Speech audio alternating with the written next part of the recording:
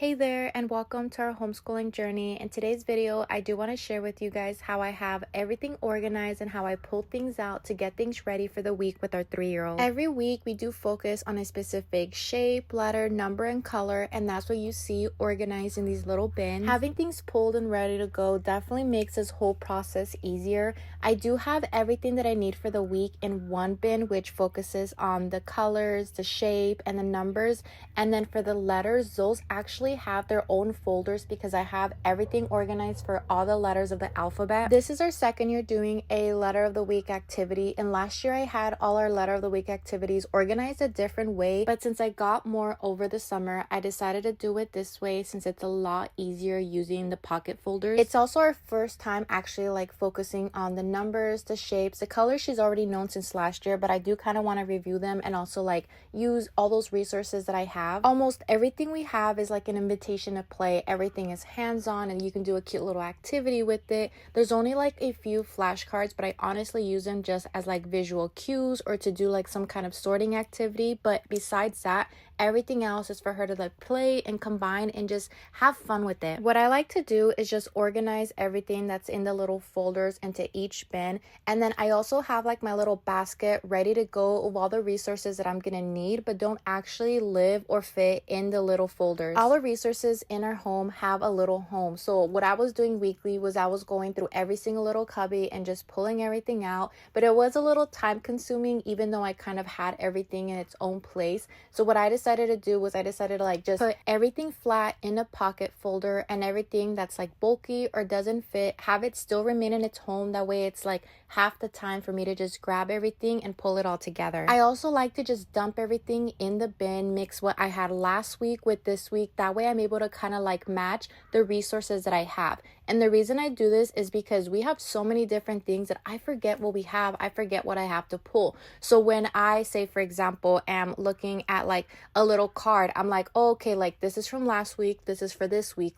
I'm able to just pull it because I kind of already have it, and you are gonna see that there are some things that I just forgot to pull because it happens, but those I went ahead and just put on top of everything. That way I know okay, this doesn't belong here yet, so I have to go swap it out, find the one that needs to be in here, and just do it that way. I am getting better and quicker at pulling everything, but like I said, there are things that I'm just gonna forget. So just doing it this way has been super simple and easy for me, just so that I don't leave anything out. When I invest and grab resources for our home, I do plan on using them more than once. I want to try to use them for every child. I want to try to use them throughout the years, which is why I like to keep track of what we have so I can kind of get our money's worth, because just because something is made for something specifically, the little ones, they end up showing me that you can literally reuse it for something else. And that's what I try to do. A lot of these activities mainly have one purpose or one recommended purpose, but the way the kids play with it, the way they combined it with other things, it really allows me to see that it still has a purpose and it still gets brought out just in case they're able to use it a different way, So a lot of these resources, I ended up using them last year when we did our first year of preschool, and they're gonna get used again this second year of preschool.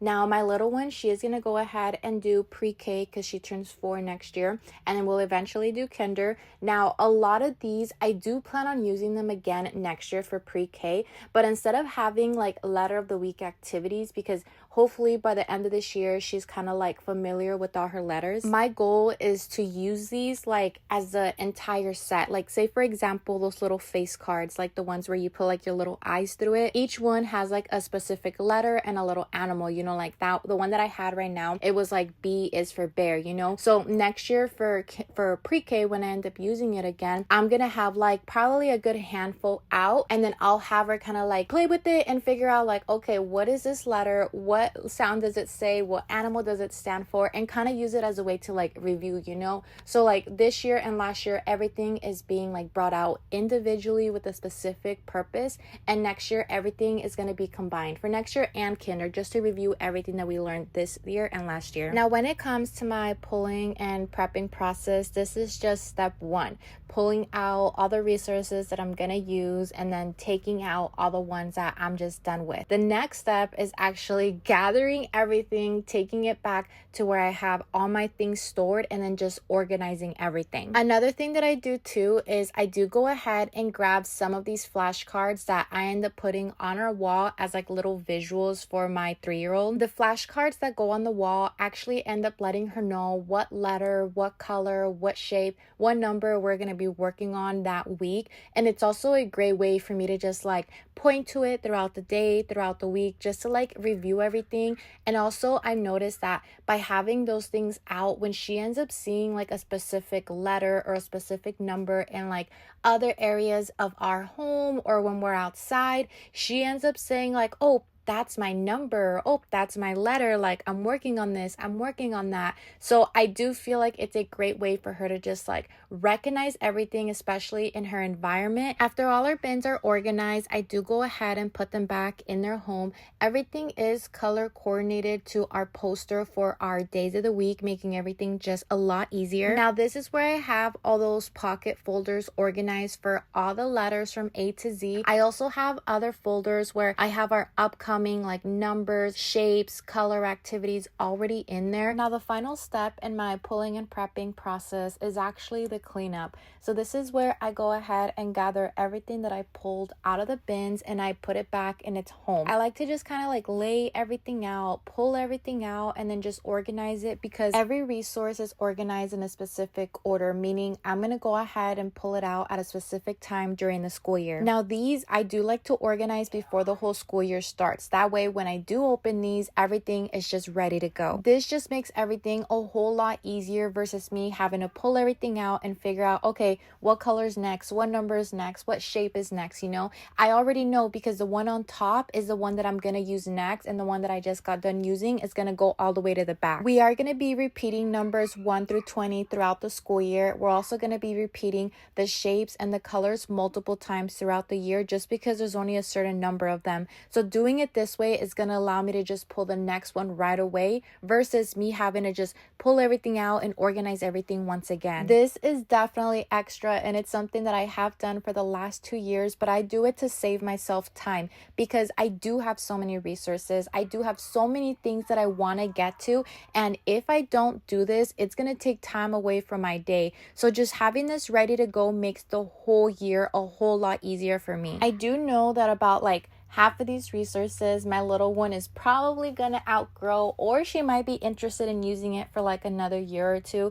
That's why I am kind of like just bringing everything out, and next year I'm gonna offer everything again, but we'll just see what she's into and what she's not, you know? And I do like things being open and go, whether that be a curriculum, an activity, whatever it may be. I do prefer just being able to grab something and using it right away. But I am aware that a lot of the things that I chose and a lot of the things that I like are not open and go. So what I like to do at the beginning of every school year is make it open and go, even if that means spending a whole day looking at everything that I have, pulling everything, seeing how I could possibly use it. I take that time before the school year starts. That way, whatever it is that I have in mind, whatever it is that I want to use, ends up being somehow open and go and catering to me and how I want to be able to just grab and go. I do know that not everyone has like an extra sunroom or the space to be able to hold a lot of these things. So what I like to do is I have like a little cubby. It's like a 12 cubby holder, like 2 of them actually, and that's where I have like all my resources being held, and I just have everything in there. Another thing that I do have is like a big 72 quart hefty bin where I kind of like store a few of the things, like the stuff that we're not going to use that school year. I have it living in there, and what we are going to use, I do pull it out, and that just kind of makes everything easier. But like I said, all this planning, all this gets done right before the school year starts, over the summer or through like any break. I am always tempted to like get new things, especially when I see that somebody else is using it, but I try to like hold off on that because I know I have so many resources that I can use or modify so it can kind of give like the same experience of the little resource that I'm trying to get. And before I go ahead and grab another resource, I also try to make sure if it's like age appropriate, and by that I mean like, is my little one gonna be able to like grow with it? Like there's a few resources that I'm really tempted to grab right now for like my 3-year-old because they're cute. I just want her to do it, use it, you know, but they're geared more towards like 2-year-olds. And they're like, yeah, it would be a great way to like review her colors, review her letters, numbers, whatever it may be, but we don't need it. It's just cute and nice and something I want to have, but I know she'd probably like outgrow it like within the first few weeks of using it, and it's not something that I'm going to be able to use like throughout the next few years, you know? So it's like things like that I also have to like consider when I do plan on getting something like midway of the school year. I do hope that this video ends up helping you in a way where you're kind of able to see, one, how I organize things and how I'm kind of like able to make things easier for me when I kind of end up doing the planning, and like how much I plan ahead. And I also hope it helps you see kind of like all the different resources that we have. You don't necessarily need to use any of this or all of this to homeschool or educate your little one, you know? But in case you are interested in like something you see here, you can see like, oh, okay, that's how it's being used, or like that's how I can combine it with something else, just in case it's like good for you, you know? Thank you guys for watching. If you guys have any questions or comments, go ahead and leave them down below, and I'll talk to you guys next time. Bye.